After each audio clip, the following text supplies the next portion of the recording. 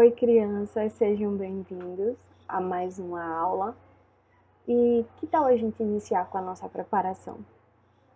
Vamos fechar os nossos olhos, agradecer a Deus por essa oportunidade, agradecer ao amado Mestre Jesus por seus ensinamentos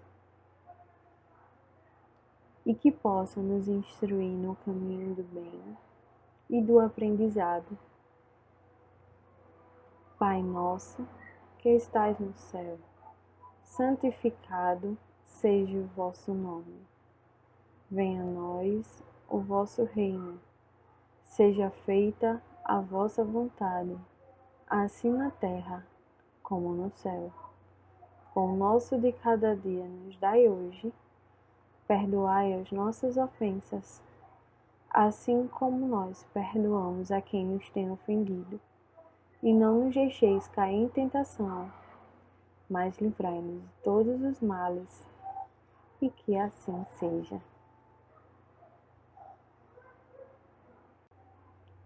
O nosso tema de hoje é sobre o culto do Evangelho no lar. E para a gente dar introdução nisso, que tal a nossa hora da novidade ser com uma história muito legal? Vamos começar? O culto do Evangelho no lar havia terminado por volta das 7 da noite, e João Pires, com a esposa, filhos e netos, em torno da mesa esperava o café, que a família saboreava sempre depois das orações. Ana Maria, pequena de 7 anos, reclamou: "Vovô, não sei por que Jesus não vem. Sempre vovô chama por ele nas preces, vem Jesus, e Jesus nunca veio." O avô sorriu, bondoso, explicou: "Filhinha, nós, espíritas, não podemos pensar assim. O mestre vive presente conosco em suas lições, e cada pessoa do caminho, principalmente os mais necessitados, são representantes dele, junto de nós. Um doente é uma pessoa que o Senhor nos manda para socorrer. Um faminto é alguém que ele nos manda para servir, nos recomenda servir." Dona Maria, a dona da casa, nesse momento repartiu o café, e antes que o vovô terminasse, bateram na porta. Ana Maria e Jorge Lucas, o irmão crescido, correm para atender. Daí a instantes voltam enquanto o menino grita: "Ninguém não, é só um mendigo pedindo esmola." E aí a senhora Pires fala: "Que é isso? A esta hora?" Ana Maria, porém, de olhos arregalados, aproxima-se do avô e informa encantada: "Vovô, é um homem. Ele está pedindo em nome de Jesus." É preciso abrir a porta. Acho que Jesus ouviu a nossa conversa e mandou alguém por ele. A família comoveu-se. O chefe da família acompanhou a netinha e, depois de alguns instantes, voltaram trazendo o desconhecido. Era um velho, aparentando mais de 80 anos de idade, de roupa em fragalhos e grande barba ao desalinho, apoiando-se em um pobre cajado. Antes da surpresa de todos e com um ar de triunfo, a menina segurou-lhe a mão direita e perguntou: "O senhor conhece Jesus?" Trêmulo e acanhado, o ancião respondeu: "Como não, minha filha? Ele morreu na cruz por todos nós." E Ana Maria, para o avô: "Eu não falei, vovô." O grupo entendeu o ensinamento, e o recém-chegado foi conduzido à poltrona, alimentou-se, recebeu tudo o que precisava, e João Pires anotou-lhe o nome e endereço para visitá-lo no outro dia. Antes da despedida, a pequena dormiu feliz, e após abraçar o inesperado visitante no "até amanhã", o chefe da família, enxugando os olhos de lágrimas, falou sensibilizado: "Graças a Deus, tivemos hoje um culto mais completo." Essa história foi retirada do livro A Vida Escreve, pelo espírito Hilário Silva, psicografado por Chico Xavier e Valdo Franco. Muito legal essa história, não é? Sobre a verdadeira essência do culto do Evangelho no lar e como a gente pode colocar em prática. Por que que o avô se sentiu tão feliz? Por que que ele se emocionou? E no final ainda agradeceu por ter tido um culto do Evangelho no lar mais completo. Porque ele finalmente teve a oportunidade também de mostrar para a neta dele como se coloca em prática. E foi uma lição não só para ele, mas para todos que estavam envolvidos ali. Certamente para um mendigo que pôde ver uma caridade, que pôde vivenciar realmente aquela caridade genuína, sabe, do coração. Tanto com aquelas pessoas que fizeram a caridade sem esperar nada em troca, simplesmente por fazer o bem ao próximo. E que é justamente isso que Jesus nos ensina. Então tem tudo a ver com o que a gente aprendeu nas outras aulas também, da convivência em família, da gente ter mais paciência, da gente saber ouvir mais, da gente poder se colocar no lugar do outro. Então acaba que essa história também foi um pouco da revisão sobre convivência familiar. Então vamos entrar no nosso assunto de hoje? Já sabemos que precisamos praticar os ensinamentos de Jesus, mas vocês sabem onde podemos encontrá-los e onde estão escritos? Em um livro chamado Novo Testamento. Ele está dentro da Bíblia, que também tem o Velho Testamento. Mas isso é assunto para outra aula. Então, no Novo Testamento tem uma parte que é o Evangelho, que tem tudo a ver com a evangelização. Dentro do Evangelho temos 4 livros escritos por 4 pessoas diferentes, Mateus e João, que viveram junto com Jesus e eram seguidores e amigos, e também Lucas e Marcos, que viveram depois que Jesus já tinha desencarnado, mas que ouviram sobre seus relatos com outras pessoas. Bom, nos evangelhos de Marcos, Mateus, Lucas e João, escreveram sobre os ensinamentos de Jesus, e é lá que podemos encontrar sua história de puro amor. Isso mesmo, porque Jesus não apenas falou do amor, ele exemplificou o amor durante toda a sua vida. Os evangelhos têm passagens suaves e consoladoras, que revigoram o nosso espírito e contêm regras de conduta moral, para que devemos seguir, para que possamos nos tornar felizes. Esse aqui é o Evangelho segundo o Espiritismo. Nele há ensinamentos de Jesus, explicados pela doutrina espírita. É um livro sagrado, repleto de boas obras e valiosos ensinos.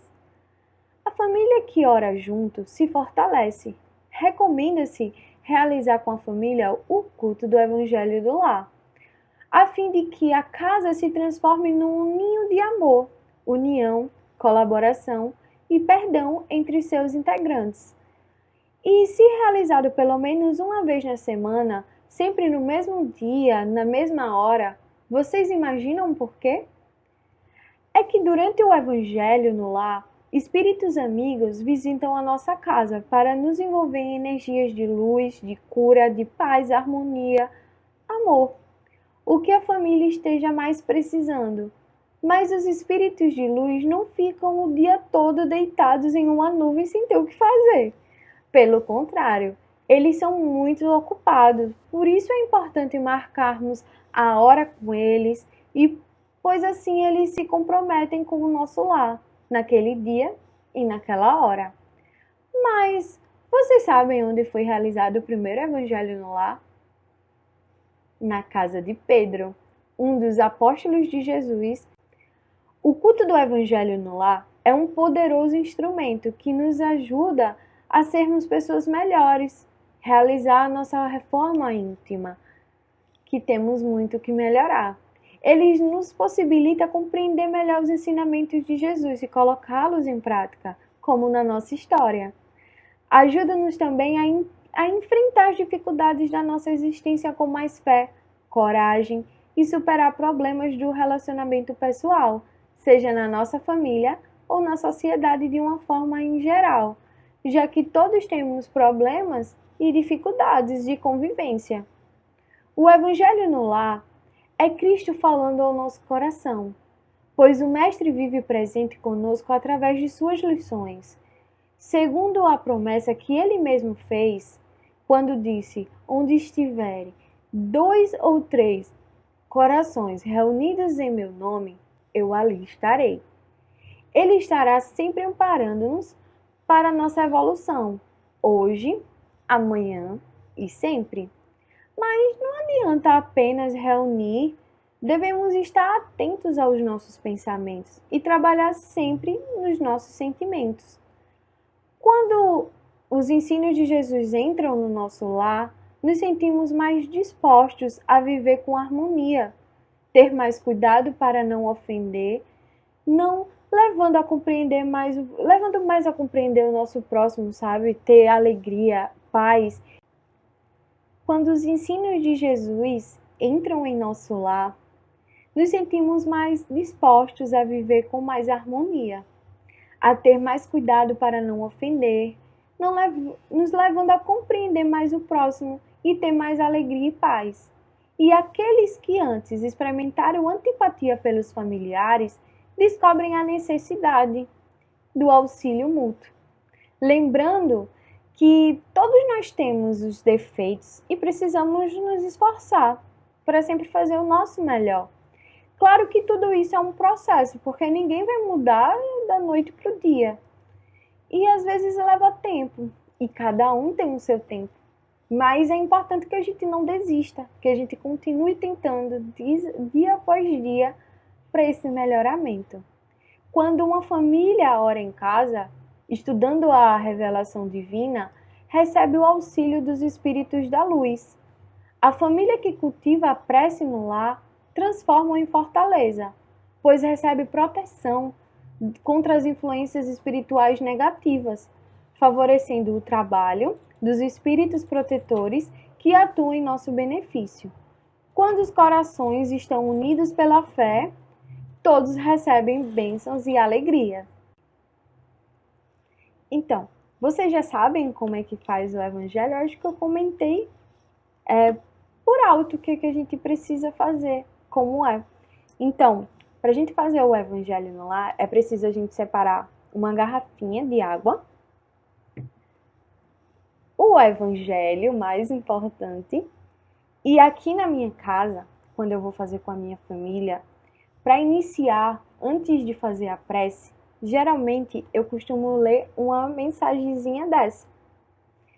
Essas mensagens a gente recebe no centro, então eu guardo todas e para preparar o ambiente, para deixar o ambiente mais harmônico, eu costumo fazer a leitura junto com a minha família e já começa daí a gente ir começando a se preparar.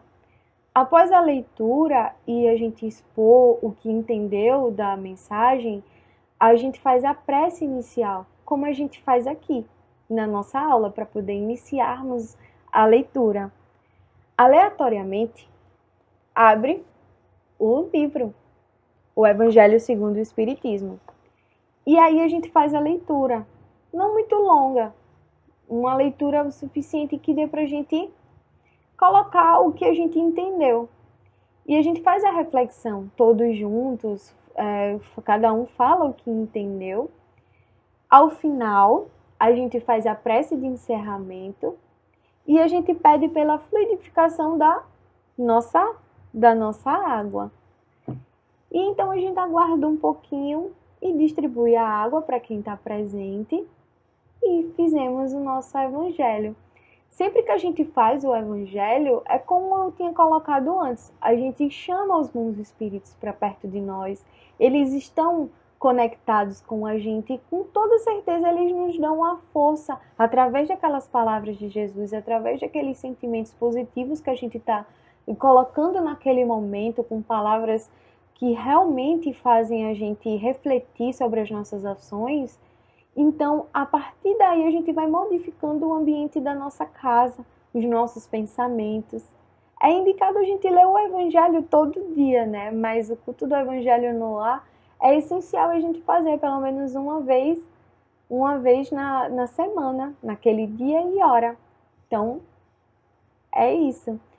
Aí, eu adorei as fotos que vocês mandaram, lindos assistindo a aula. Fico muito feliz de ver cada um de vocês participando e eu tenho uma dica. Às vezes a gente acha que o evangelho é muito complicado, né?